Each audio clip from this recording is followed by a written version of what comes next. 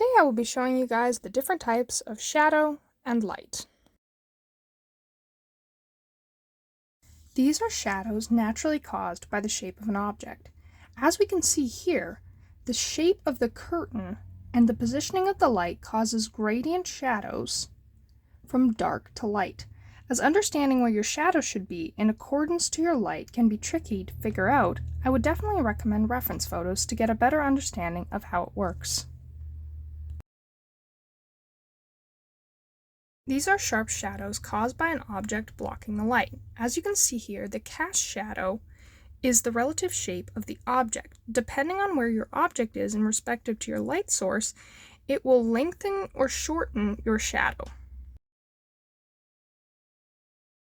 This is the light cast directly from your light source. As you can see on my desk, even though it's flat, there is still a gradient from light to dark. This is exactly the same principle as form shadow and is caused by the light hitting different shapes of the object, creating a gradient form from light to dark. This is caused by light bouncing off an object and creating light in different areas, such as light reflecting off this glass onto the table right here. So, where do you go from here? How to take this knowledge and create a drawing? I'm going to give you a simple step-by-step tutorial of how to effectively start a drawing and use shadows. Try to find an object that deals with all the light and shadows discussed earlier and follow along if you can.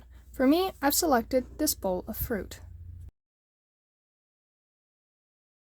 Break down your reference photo into simple shapes. For example, for me, I have 3 circles to represent the oranges. And you do want it to be fairly in the exact places you want it to be, but it doesn't have to be perfect. And once you have your 3 circles, I have another big oval that was the bowl. Go around.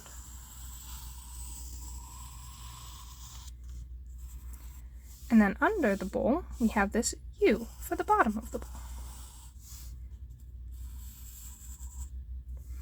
Now, I think I made my oranges a little too small, so I'll go back and make them bigger, and then erase any unnecessary lines. This is a simple yet crucial step to make sure that you do. If you don't have a light source, you don't know how the shadows will hit your object. So for me, I'm going to make my light source coming from here like it is in my reference photo.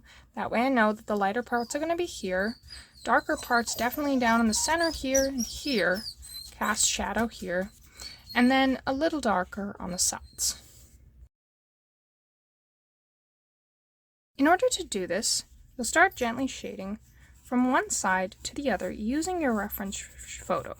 Make sure that when you do this, you follow the curve of the object, and don't worry about cast shadows at this point. Just only do the form shadow, and slowly work your way over, pressing hard and getting lighter as you get toward the edge. Don't worry about getting it perfect the first time. You can always come back and adjust it later.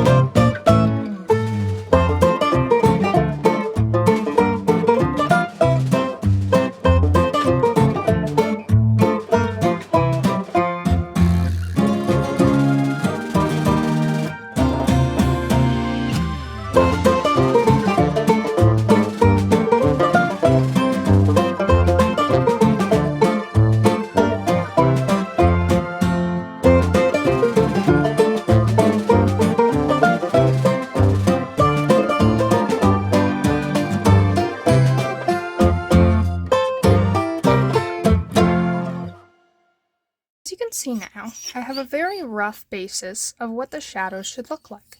But now I want to blend them. What do? I can either use my finger, which is not recommended as it leaves oils on your paper which can later smudge and make a mess, but it's free, easy to use. Another thing I use is a paper blending stump, which is very effective and actually does quite a nice job. I think I'll do with that today.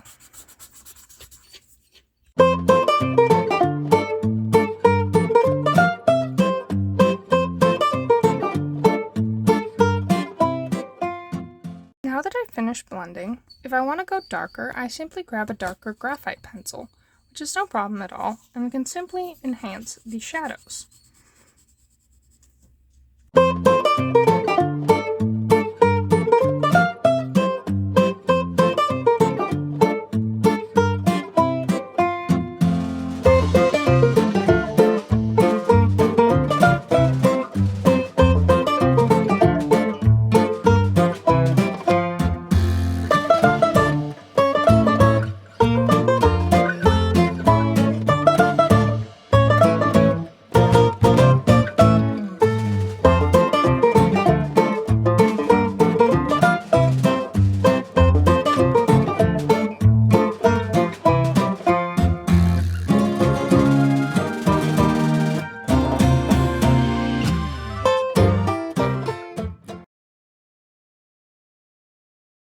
Now that we've finished our form shadow and form light, we'll proceed to add our cast shadow.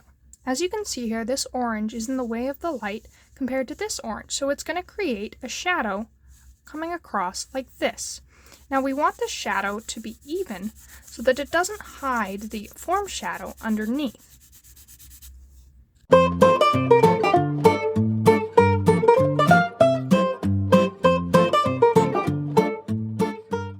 As you're doing this, also don't forget to add your cast light. Point where the light hits the fruit the strongest, or your object, or whatever you choose to draw. Now for the final and most crucial step, adding your texture. As you can see, I just have a couple of shaded balls here. How do I want to make them look like fruit? Well, in my reference photo, there's the stipulation of the skin on the fruit. So I'm just going to go around and gently create little dots all around to create the texture. You're going to have many different objects of many different textures, so simply experiment, having different types of textures and making different types.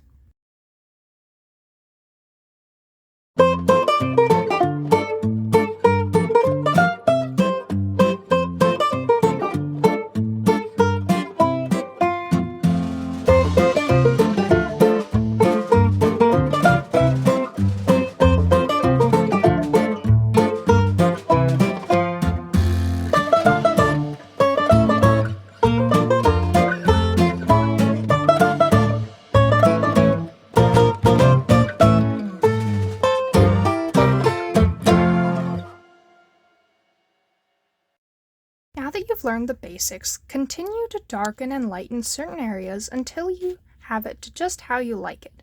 Use the techniques to finish the rest of your drawing. And happy drawing!